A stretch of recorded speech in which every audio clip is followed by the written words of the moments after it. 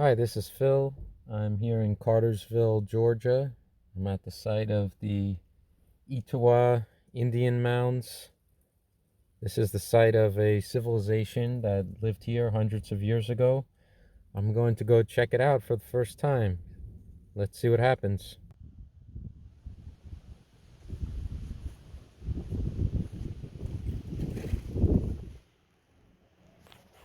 So this is what's called a wattle and daub dwelling that was used by the Indians in this area. The frame is made from river cane. The daub in this case was made by clay that's found around here. This is what the local tribes lived in this area. So you can see on the roof it's open. I believe that they would cook in here, and the fires in the interior and the sun from outside would make the clay walls very durable. Definitely doesn't feel soft.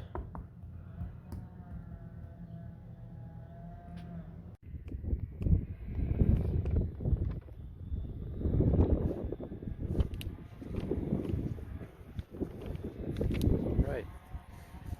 So these are the mounds. This here was once the site of the Etowah people. They are what's called a Mississippian tribe, and they were the predecessors of some of the tribes that later lived here. The Cherokee, the Chickasaw, the Creek, and this is called the Mississippian culture. They had a lot of agriculture. They grew corn. It doesn't seem like they were nomads. Anyway, these mounds, see here on the map, I believe the largest mound was for the elite.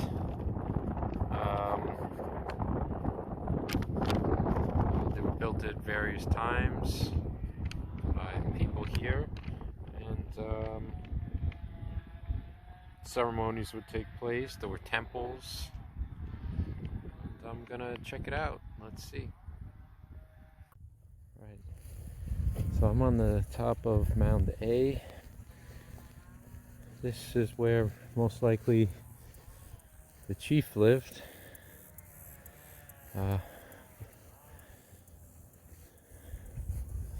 These tribes were ruled by chiefs. They were, from my understanding, in a loose confederation. This was discovered by Spanish explorer Hernando de Soto. As you can see, this is the highest mound in the area. There's another one there that's much smaller.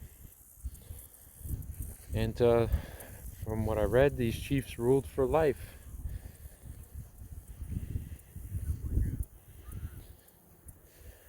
Down here would be the rest of the village. They had their own games. There would be a community plaza.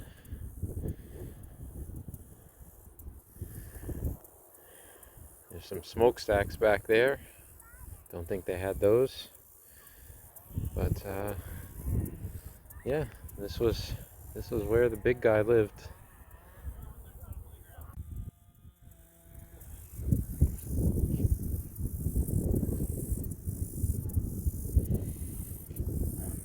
So in front of me here is the plaza from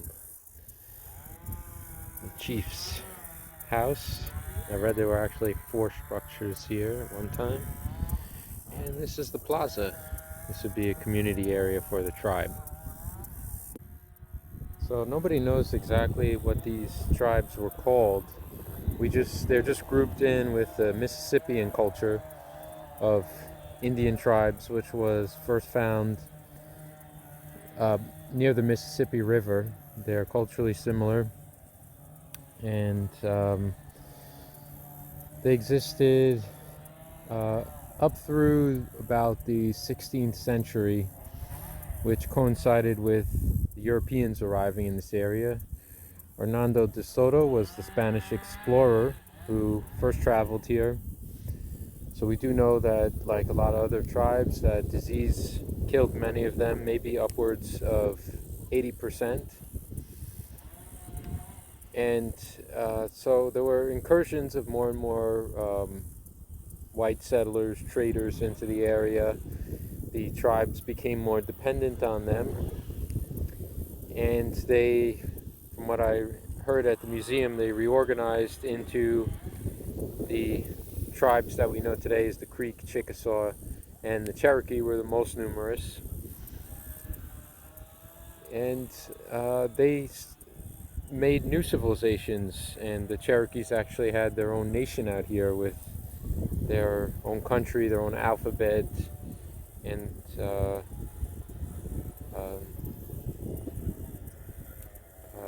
yeah, all the structures of a new country, until later on that they were moved to, most of them were moved to out west. So some here on Mound C, which was a burial mound. This one has actually been reconstructed. Yeah, I was reading the pamphlet here, and so I want to correct what I was saying before about the history, that actually the site was visited by the Spanish explorer Hernando de Soto and 1,000 of his men, August of 1540. Soon after that, there was a smallpox and measles outbreak, which the people had no natural immunity for. They soon fled their towns, and the survivors joined other surrounding groups and eventually became known as the Creeks. The Creeks lost their tradition of passing down their history. So I believe that's what some of the uncertainty around this tribe is from. Okay, so what we're looking at right here, if you look under the water, is what is called a fish trap, and it's kind of like a V-shaped formation of rocks that's like an improvised dam. And what this would do would be to channel fish into a narrow area where they would then be caught into a net or speared in a shallow pool. And this was a way that the people here used to catch fish.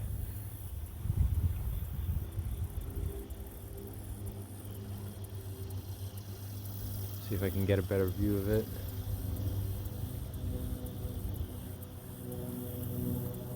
See, what you're looking at, those dark colors underneath are the rocks, and if you look closely you can see the V shape there that would just channel the fish.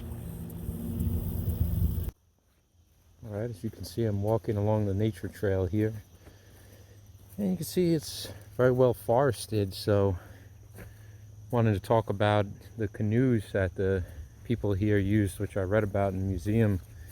I thought that was really fascinating, was that because they didn't have modern tools, it seems they had copper and they had stone tools, but they didn't have any kind of iron or steel. So they would use controlled burning to make their canoes.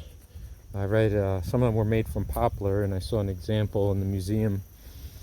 They would strip the bark off, which killed the tree, and then they would burn the base of the tree to cut it down, because they didn't have the tools to actually cut it down with a saw.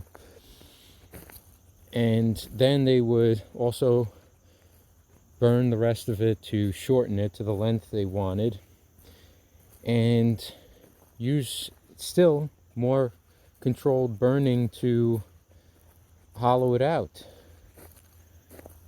And the whole process took about 2 weeks. Right, this is an elm tree right here, an American elm tree, right by the river. Just like a lot of places around here, a lot of turtles.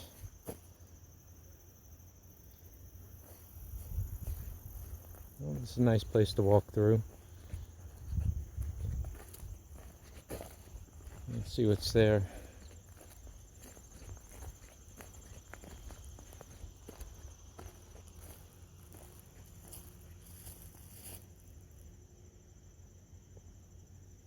Let's look at that. It's a plant that grows here. Yeah, I'm not going to try to pronounce it. But it was local Indians made a tea called the black drink from the leaves of this tree. The drink caused vomiting and purged their bodies before long journeys or battle. Leaves often contain high levels of caffeine. Ah, maybe I'll try some.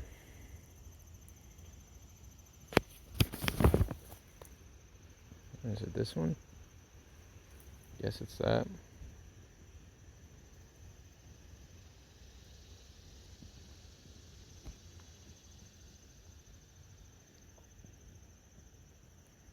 Well, we'll see if I get more energy.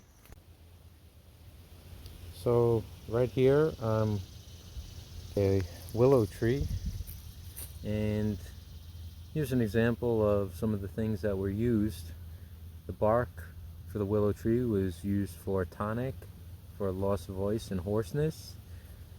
Bark and twists used in baskets, and the bark contained something which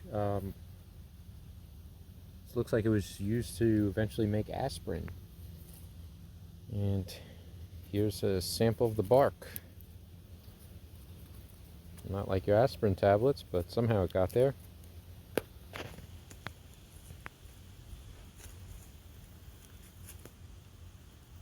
Anyway, still along the nature trail.